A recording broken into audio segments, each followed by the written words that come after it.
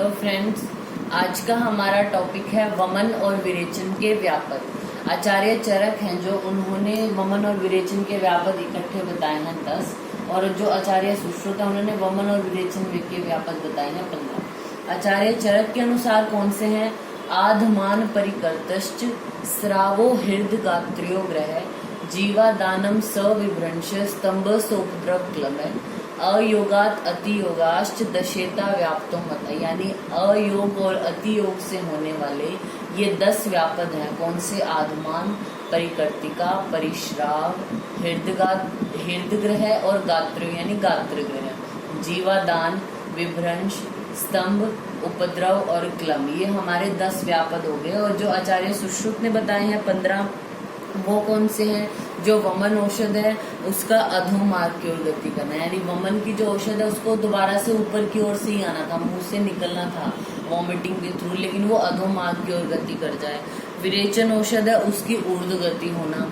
और स अवशेष औषधता, जीर्ण औषधता, यानी अवशेष औषधता यानी जो ड्रग है मतलब वो रह जाए, उसके बाद जीर्ण औषधि यानी वो डाइजेस्ट होगी बिना कुछ करे। जैसे वमन के लिए आपने द्रव्य दिया वो डाइजेस्ट होगा, उसने वमन नहीं कराया। इसी तरह विरेचन के लिए आपने कोई ड्रग दी वो जीर्ण होगी पेशेंट को और उसका कोई इफेक्ट नहीं हुआ। हीन दोष अपहृतव, यानी हीन दोषों को निकाला है उसने। अयोग, अतियोग, जीवादान, परिकर्तिका, परिश्राव, प्रवाहिका, आधमान, वातशूल, विबंध और हृदय अपसरण, ये हमारे जो है वो 15 आचार्य सुश्रुत ने वमन और विरेचन के व्यापद बोले हैं। ठीक है, तो हम अब डिस्कस करते हैं इन व्यापदों की डिटेल्स और इनकी क्या चिकित्सा हमने करनी है। तो सबसे पहले जो अति योग की वजह से हो रहे हैं, अति योग की वजह से होने वाले हमारे पास 3 हैं। पहला कौन सा है? जीवादान, विभ्रंश और हमारे पास है परिकर्तिका।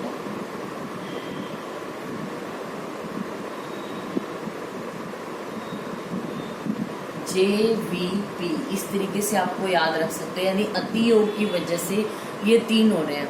अगर ये अति योग की वजह से हो रहे हैं तो आपको इनके हेतु याद रखने में भी आसानी होगी। कैसे? अति योग की वजह से हो रहे हैं तो यानी इनका, अब जैसे अगर आपको ये आ जाता है वमन विरेचन के व्यापद 5 या 10 मार्क्स जैसे भी आता है, तो मैं आपको इनकी चार्ट की फॉर्म में बता रही हूँ कि जीवादान, विभ्रंश, परिकर्तिका ये तो हमारे व्यापद है। फिर बीच में हम लिखते हैं इनके हेतु क्या होंगे, किस कारण से ये हो रहे हैं, फिर इनका हम लिखते हैं ट्रीटमेंट। ठीक है, जीवादान किस वजह से हो रहा है? अगर मृदु कोष्ठ वाला व्यक्ति है और उसमें अल्प दोष है और आपने बहुत ज्यादा तीक्ष्ण उसको औषध दे दी, तो उस पेशेंट को जीवादान, यानी रक्त है जो हमारा रक्त है, जीवन देने वाला रक्त है, वो भी निकलने लगता है पेशेंट को, तो वो हमारा जीवादान वाली कंडीशन है। ठीक है, अतियोग क्यों हुआ? क्योंकि कम ड्रग चाहिए थी पेशेंट को, आपने ज्यादा दे दी, तो मृदु और अल्प दोष वाले व्यक्ति को अति तीक्ष्ण औषध देने से जो है वो ये जीवादान का हेतु हो जाता है। तो जीवादान का ये हेतु है, तो ये विभ्रंश का भी इसी तरीके से यही हेतु है, दोनों के सेम है। चिकित्सा पहले जीवादान की हम डिस्कस करते हैं, तो शीतल जल से परिषेक और अवगाहन देना है पेशेंट को। शीतल जल, दाड़िम रस, द्राक्षा क्वाथ और शर्करा मिश्रित करके जलपान कराना है। मधुर शीतल कषाय से सिद्ध दुग्ध का प्रयोग कराना है। न्यायगोद्रादि गण और घृत से पिच्छा बस्ती या रक्त बस्ती पेशेंट को देनी है। ब्लड लॉस हो रहा है तो रक्त बस्ती देंगे, या फिर घृत मंड से हम उसको अनुवासन बस्ती देंगे। ये हमारा हो गया जीवादान का। फिर आता है विभ्रंश, यानी यही हेतु है, मृदु कोष्ठ अल्प दोष युक्त रोगी था, उसको अति तीक्ष्ण औषध दे दी, तो क्या होगा? जो बुध है वो बाहर निकल जाता है, उसका विभ्रंश हो जाता है। तो उसके लिए हमने क्या करना है, चिकित्सा क्या करनी है उसकी? कषाय द्रव्यों के क्वाथ या चूर्ण से जो पिचू है उसका धारण करना है। जात्य आदि या पद्मक आदि तेल का गुद पर लेप करना है। गुदा पर मूषक तेल का पिचू रखकर उसको अंदर की ओर प्रविष्ट करना है। जो विभ्रंश वाली कंडीशन है उसको ठीक करना है। जो एनस है यानी जो रेक्टल वॉल बाहर प्रोलैप्स हो गया रेक्टम का, तो उसको हमने उसके नॉर्मल स्थान पर रख देना है। फिर बात आती है परिकर्तिका की। परिकर्तिका का हेतु क्या है?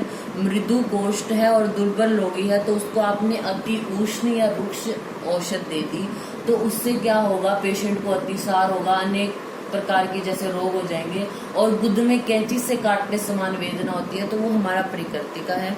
इसके लिए हमें ट्रीटमेंट क्या देना है?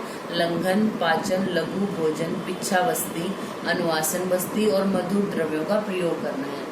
अब हमारी ये बात होगी अति योग वालों की, तो हमें इनके हेतु भी याद रखने में इजी रहेगा कि इनमें हमें इन दोनों में हमने क्या देनी है? अति तीक्ष्ण औषध देनी है।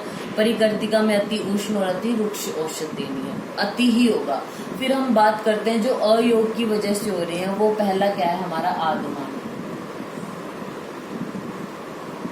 आधुमान का क्या कारण है? दोष बाहुल्य था पेशेंट में, बहुत ज्यादा दोष थे। रुक्ष देह वाला व्यक्ति था, उसको अल्प गुण और अल्प मात्रा से युक्त औषध दे दी, तो उसको क्या हो जाएगा? आधुमान हो जाएगा, अफारा हो जाएगा। इसके लिए ट्रीटमेंट क्या है? अभ्यंग करा के पेशेंट का स्वेदन देना, फिर उसको फलवर्ती देनी है, निर्हू बस्ती और अनुवासन बस्ती का जब उसको सेवन कराना है। फिर आता है हमारा श्राव, यानी परिश्राव भी बोलते हैं इसको।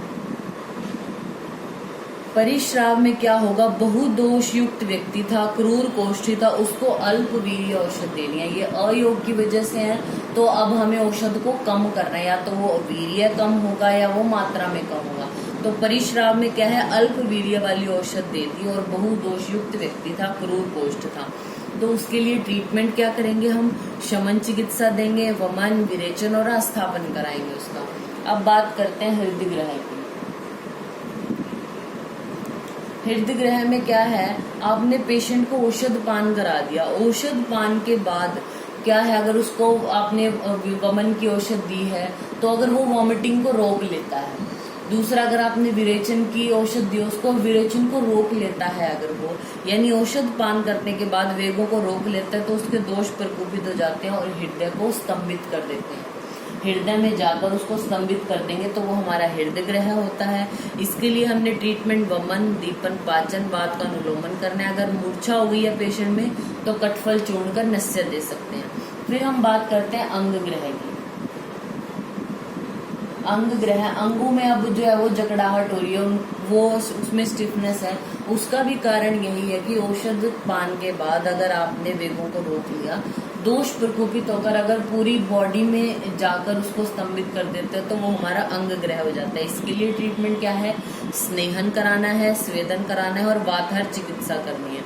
फिर आता है हमारा स्तंभ। स्तंभ का क्या होगा? जो कारण है, हेतु क्या होगा?